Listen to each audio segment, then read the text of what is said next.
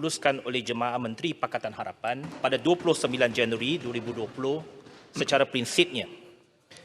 Kerana pada 29 Januari yang lepas, mesyuarat Kabinet yang ketika itu saya merupakan Menteri di Kementerian Pengangkutan telah pun mencadangkan supaya secara prinsipnya kita menambah hukuman ke atas kesalahan pemanduan ataupun pemandu-pemandu mabuk. Kerana kita nak memberikan satu mesej yang kuat kepada pemandu-pemandu supaya sentiasa memandu dengan cermat tanpa melulu, dan kalau dah mengambil minuman alkohol, jangan sesekali memandu. We want to give a message of zero tolerance for drunk driving. Jadi pemandu mesti berhati-hati, mesti mengambil kira bahawa apabila mereka berada dalam jalan raya, mereka ada tanggungjawab. Bukan sahaja kepada diri mereka, tetapi kepada orang lain.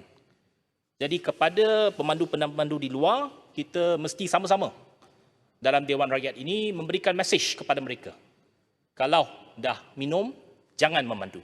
Itu mesej yang kuat yang perlu kita hantar. Dan pindaan terhadap rang undang-undang ini mengenakan hukuman penjara sehingga 20 tahun. Dan itu pun adalah sesuatu yang telah pun kita cadangkan semasa kita berada dalam kerajaan dan kita menyokong pindaan ini pada hari ini. Begitu juga pindaan terhadap kandungan alkohol yang dibenarkan. Saya bersetuju dengan apa yang dikatakan oleh Yang Berhormat Menteri tadi bahawa kandungan alkohol kita sebelum ini agak liberal.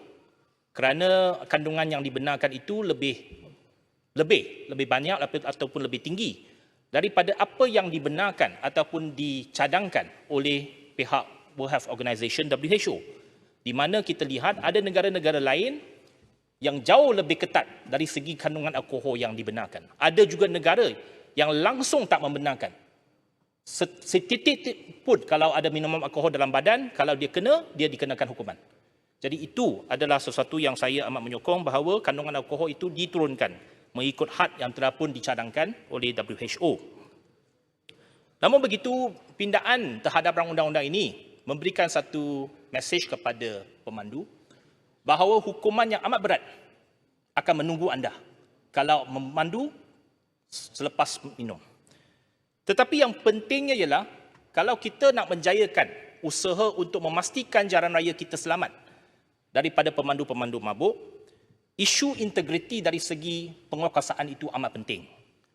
Kerana dengan hukuman yang begitu berat, kita bimbang dia akan mendorong kepada pemandu-pemandu yang telah mabuk untuk menyogok pegawai-pegawai penguatkuasaan supaya mereka dapat melepaskan diri kalau mereka kena tangkap. Itu sebabnya saya dalam sesi soal jawab beberapa minggu yang lepas, saya mencadangkan kepada pihak Kementerian Pengangkutan dan juga kepada Kementerian Dalam Negeri. Kerana apabila rang undang-undang ini diluluskan, dia akan dikuatkuasakan oleh pihak polis. Kerana pada ketika ini JPJ tidak ada kuasa untuk menguatkuasakan undang-undang pemandu mabuk. Boleh. Cuma saya nak pastikan bahawa JPJ juga diberikan kuasa untuk menguatkuasakan peraturan ini. Terima kasih, Speaker. Saya ada satu soalan saja kepada Seremban.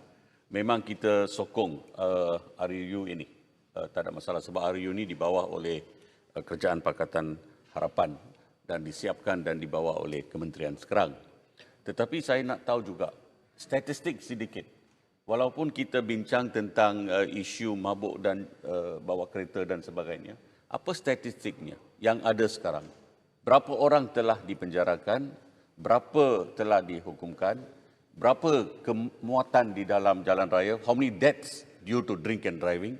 What is the data that we have in terms of MVAs, the motor vehicle accidents, yang terlibat dengan minuman dan juga yang tidak?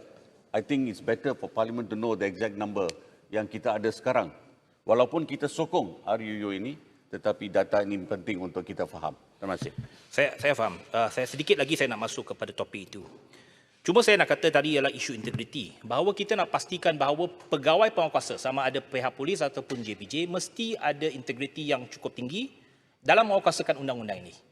Dan itu sebabnya saya mencadangkan supaya kita melihat kepada cadangan untuk memasang body camera kepada pihak penguasa, kepada pihak polis ataupun anggota JPJ, supaya apabila mereka menguasakan undang-undang ini, tidak ada soal bahawa mereka tidak menguasakan dengan ketat.